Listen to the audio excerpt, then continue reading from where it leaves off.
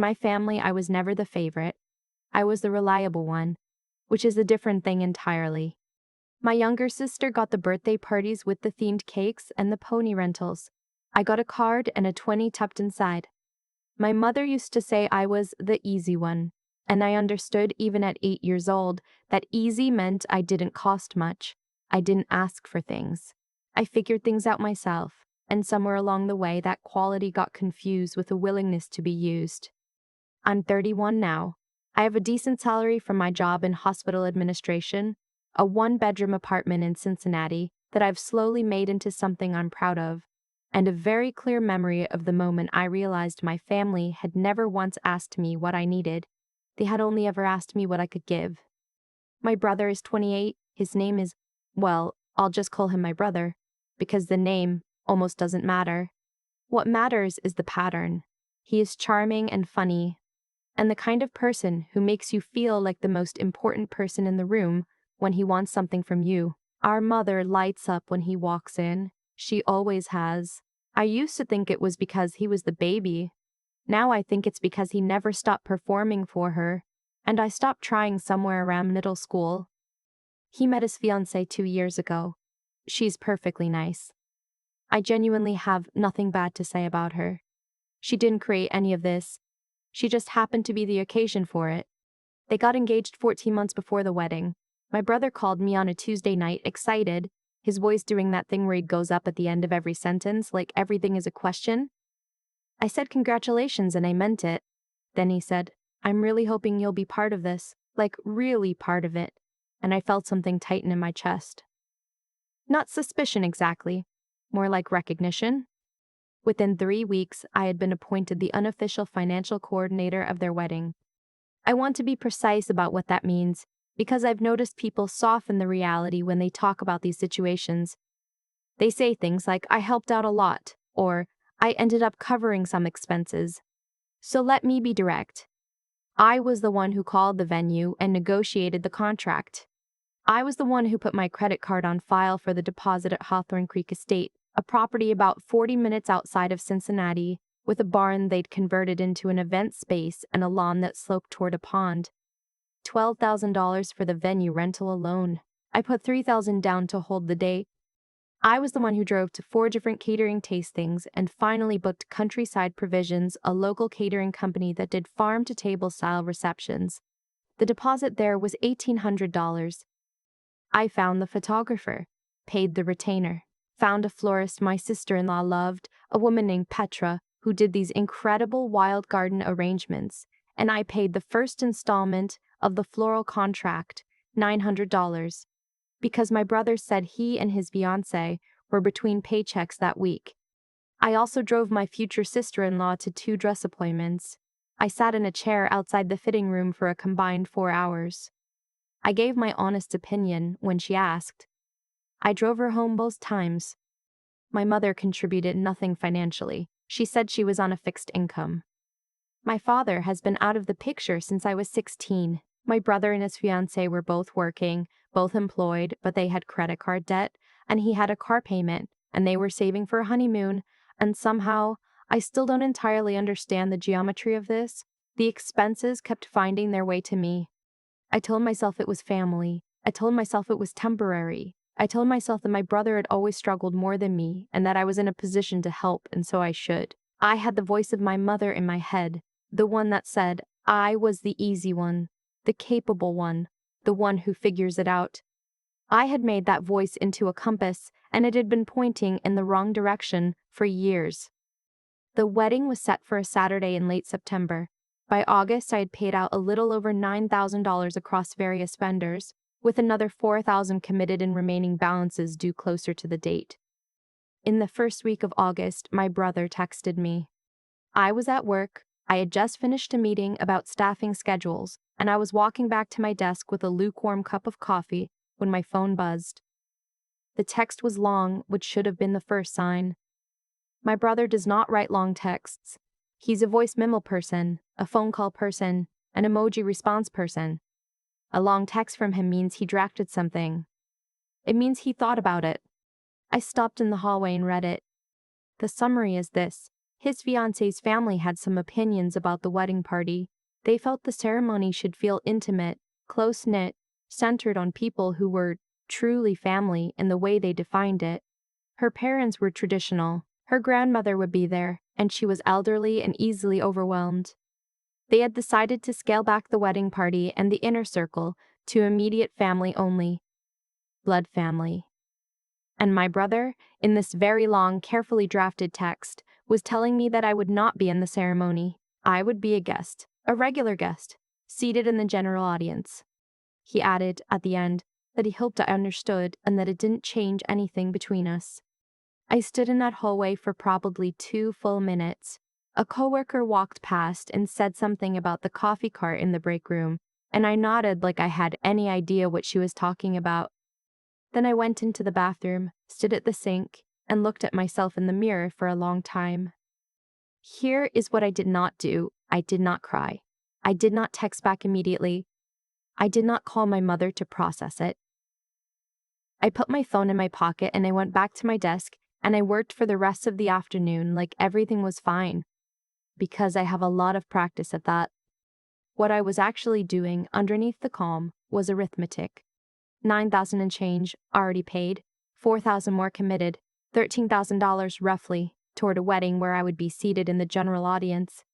Because I was not blood family, I was the capable one, the easy one, the one who figures it out, but apparently not the one who gets to stand at the front. That night I sat on my couch with a glass of wine and my laptop and I looked at every vendor contract I had signed. Here's what I found. I was the named party on every single one of them. The venue contract had my name. The catering contract had my name and my credit card. The floral contract, my name. The photography retainer, my credit card on file. I had signed everything because I was the one who had handled everything. It had not occurred to anyone, including me in the moment, that this arrangement gave me a particular kind of leverage. I also found something else that night, something I had known about for 6 weeks and had been trying to decide what to do with. In late June, I had been at a bar near my apartment meeting a friend for drinks.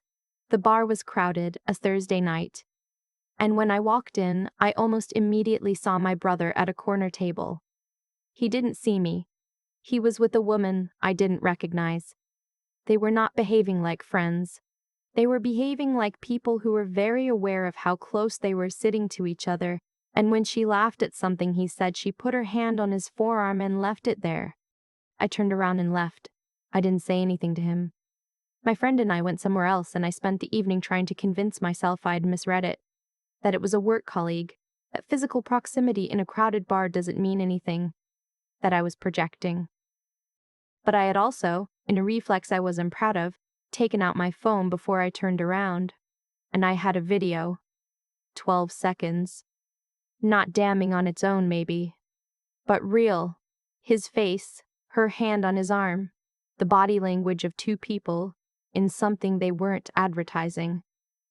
I had sat on that video for 6 weeks because it wasn't my relationship, and it wasn't my call, and I didn't know what the right thing to do was. I still don't know if what I eventually did was the right thing. I've thought about it a lot. I'll think about it for a long time. But that night in August, looking at my laptop with my vendor contracts open in one tab and that video saved to my phone, I felt something in me go very quiet and very clear. I texted my brother back. It took me about 4 minutes to write. I said, "Got it, thanks for letting me know. Since I'm a regular guest and not part of the family inner circle, I'll be stepping back from the planning and financial coordination as well. I'll reach out to the vendors this week to discuss the contracts." He called me 11 minutes later. I let it go to voicemail. He left a message that was about 4 minutes long and went through several phases: confusion, explanation, a little irritation. Then something softer at the end that sounded almost like panic. The gist was that he hoped I wasn't reading this the wrong way, that my contributions were so valued that he and his fiancée were under enormous pressure from her family, that he had always counted on me, that family was complicated. I listened to it twice. Then I put my phone face down on the coffee table and opened my laptop. I emailed the venue coordinator at Hawthorne Creek Estate. I explained that I needed to discuss transferring or canceling my contracts as I was no longer the primary coordinator for this event. I asked for a call the next morning. I emailed Countryside Provisions, same message. I emailed the photographer, who was an independent contractor I'd found through a recommendation, a woman I had genuinely liked when we met. I felt bad about that one. I wrote her a slightly longer note, explaining that circumstances had changed and I wanted to be transparent with her as soon as possible so she could rebook the date if needed. I emailed Petra, the florist. She replied within an hour. It was evening, but she clearly kept an eye on her inbox, and her response was professional and kind, and she said she appreciated the notice. Then I set my laptop aside and I did something I had not planned to do when I sat down. I found my sister-in-law's contact information. I had it from all the vendor coordination, and I sent her a direct message. Not to her and my brother together, just to her. I told her I needed to tell her something, and that I was sorry for the timing, and that I had debated this for weeks. I told her about the bar. I described what I'd seen. I offered to send her the video if she wanted it, and I told her that whatever she decided to do with the information was entirely her choice, and that I wasn't sending it to cause damage. I was sending it because I would have wanted to know. Then I put my phone down and I went to bed. I did not sleep well. In the morning, I had 14 missed calls. 7 from my brother, 3 from my mother, 2 from a number I didn't recognize that turned out later to be my sister-in-law's mother, 2 from my sister-in-law herself, both of which came in after midnight. I also had a text from my sister-in-law that said simply, "Send me the video." I sent it. I got a call from the venue coordinator at 9:15. She was professional and matter-of-fact. Because I was the named party on the contract, I had the right to cancel, but the deposit structure meant I would forfeit the $3,000 I had already paid unless they could rebook the date. She said September weekends usually went fast and she'd do her best. I said I understood and asked her to proceed with the cancellation. I had a similar conversation with Countryside Provisions. I lost the deposit there too, $1,800. The photographer, because she was independent and I'd caught her early enough, was able to work something out. She returned half the retainer and kept half for her time. Petra the florist returned the full floral deposit because she hadn't ordered materials yet, and she was, as I said, genuinely kind. So in total, I ate about $4,000 in forfeited deposits. I want to be honest about that, because I've seen versions of these stories where it all works out perfectly and nobody loses anything. That's not how it went for me. I lost $4,000. That was real money. It hurt. But I had also stopped the outflow of another $4,000 in remaining balances, and I had gotten out of a situation that was going to cost me much more than money if I let it continue. My brother called again at 10 in the morning. This time I answered. He started with anger, which surprised me a little. Not the fact of it, but the speed. He went straight to, "What did you do? Why would you send that to her? Do you know what you've done?" I said, I sent her something she deserved to know. He said I had ruined his life. He said I had done it on purpose to get back at him for the wedding party decision. He said I was being vindictive. I said, I want to ask you something. At any point in the last year, did you think about what this was costing me? Not the money. Did you think about what it meant that I was handling all of this, and you were telling me I wasn't family enough to stand at the front? He was quiet for a moment. Then he said, "That's not what it was. That was her family's thing." I said, "You went along with it." He didn't have an answer for that. I said I was sorry for the pain he was in. I meant it, actually. I wasn't happy about any of this. I wasn't sitting in my apartment feeling triumphant. I was sitting in my apartment feeling like I had just watched something that had been unraveling for years finally come fully apart. I told him I hoped he would take some time to think about the kind of person he wanted to be. Then I got off the phone. My mother called that afternoon. Her approach was different. She wasn't angry. She was disappointed, which she deployed with more precision than anger. She said I had always been the stable one, the mature one, the one she counted on not to make things worse. She said I had chosen the worst possible moment. She said my sister-in-law was devastated. I said, "Mom, I paid $9,000 toward a wedding and then got a text telling me I wasn't family enough to be in the ceremony, and I had been sitting on information about your son for 6 weeks trying to figure out the right thing to do." She said, "You could have come to me." I said, "What would you have done?" She was quiet. I said, "I'm not trying to be cruel. I genuinely want to know. If I had come to you 6 weeks ago and told you what I saw at that bar, what would you have done?" She said she would have talked to him. I said he would have denied it, you would have believed him, and then I would have been in the position of either dropping it or being the difficult one. She didn't argue with that. The wedding did not happen. I know this not because anyone told me directly, but because a mutual cousin sent me a message 3 weeks later asking if I'd heard, and I said I had some idea, and she said the engagement had been called off and my brother had moved back into our mother's house temporarily. I did not attend any of this. I was not invited to any conversations or family meetings. There was apparently a gathering at my mother's house in September, around what would have been the wedding weekend, and I was not included in that either. I found out about it from the same cousin. My sister-in-law reached out to me once more, about a month after everything fell apart. Her message was short. She said she was angry and sad and that she wasn't sure how she felt about me specifically, since in her mind I had held on to that video for 6 weeks, during which time she had been planning a wedding to someone who was cheating on her. She said she understood my reasoning, but she also thought I should sit with that timeline. She was right. I do sit with it. I sit with it a lot. I wrote back and told her she was right, and that I had been wrong to wait as long as I did, and that I was genuinely sorry. I meant every word of that. I still do. I spent that September Saturday alone. I had genuinely thought about making plans, booking something, going somewhere, not being home. But in the end, I just stayed in my apartment. I cleaned. I made a big pot of soup. I watched something on television that I couldn't tell you now what it was. Somewhere around 8 in the evening, I sat at my kitchen table with a bowl of soup, and I thought about the last time I had felt like a priority to my family. I tried to think of a specific memory, a moment where someone had arranged something for me or gone out of their way, or asked what I needed without it being in service of something they needed from me. I sat there for a while. I didn't come up with much. That's not a dramatic statement, it's just a fact, and I'm still learning what to do with it. My brother texted me in November.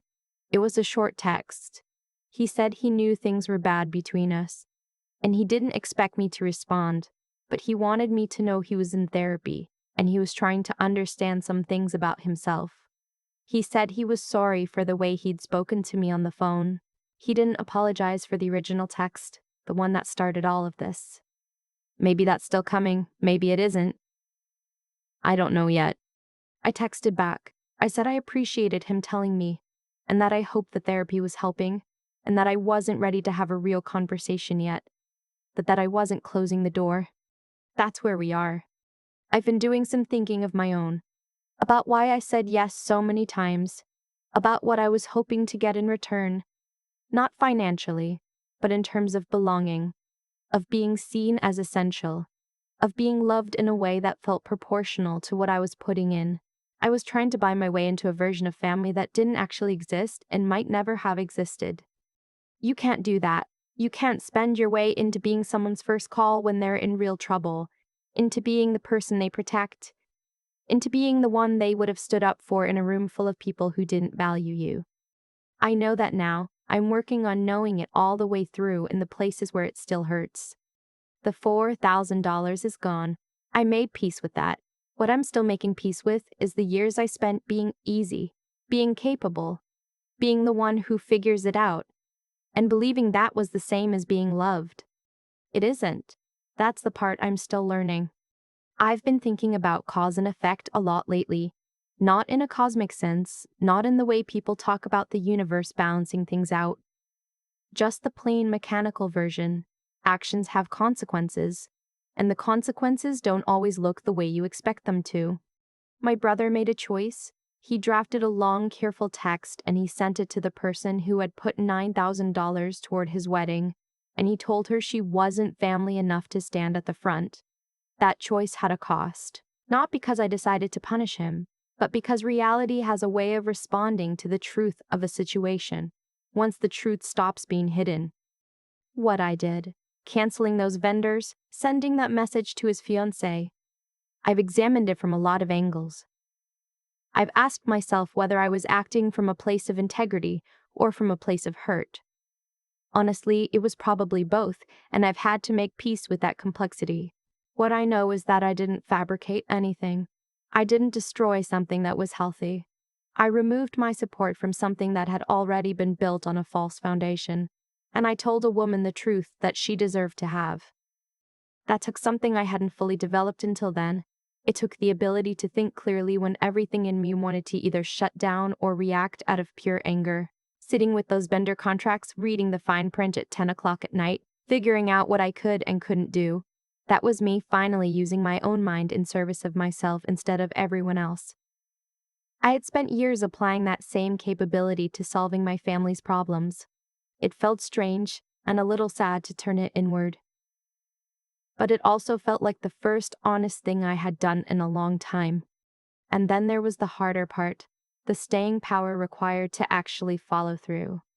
To not answer the phone when my brother called 11 minutes after my text, to listen to my mother's disappointment and not collapse into the old role of being easy, being accommodating, being the one who smooths things over. I had spent so long being capable for other people that I hadn't noticed I was using that same endurance to absorb things I should have refused. Strength isn't just about pushing through. Sometimes it's about stopping. I lost $4,000. I lost whatever version of a relationship I thought I had with my brother. I lost the comfortable fiction that if I just gave enough, I would eventually be valued the way I had valued others. Those losses are real. I don't dress them up. But I kept something too. I kept the part of myself that knows the difference between being loved and being useful. I kept my ability to look at a situation clearly and act on what I actually see, rather than what I want to see. I kept the discipline to hold a boundary even when every voice around me, including some inside my own head, was telling me to let it go, to be the bigger person, to make it easier on everyone. Making it easier on everyone is how I got here in the first place. My brother is in therapy now. Maybe that's the real consequence. Not the collapsed wedding, not the forfeited deposits, but a 28-year-old man finally being asked to look at who he is and who he wants to be. I hope something useful comes from it. I genuinely do. I'm still doing my own version of that work, learning to ask for things, learning to let people show me who they are, without immediately trying to be what they need. Learning that being reliable and being loved are not the same contract, no matter how long you act like they are. That part is slow, but I'm not stopping.